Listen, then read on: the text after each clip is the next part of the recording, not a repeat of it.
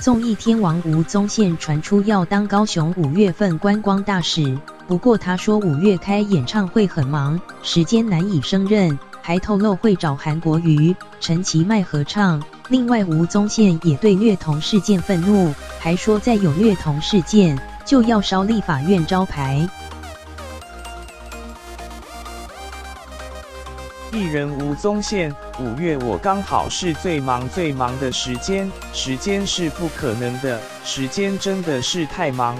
他们也非常热情，就说可以考虑哦。我说不，我时间是恐怕难以胜任。吴宗宪之前承诺可以零元担任高雄5月份观光大使，但这件事却跳票了，因为他说5月份有演唱会最忙。提前透露2大嘉宾，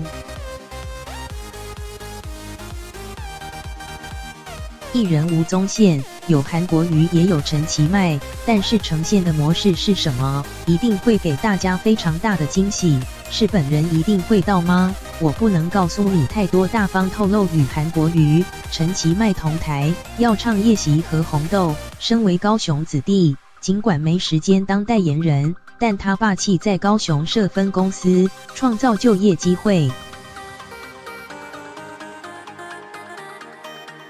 艺人吴宗宪，我应该立即性的对高雄做一些贡献，所以我们才要争这500个人嘛。访问到最后，吴宗宪突然主动提到接连发生的虐童事件，还撂下重话。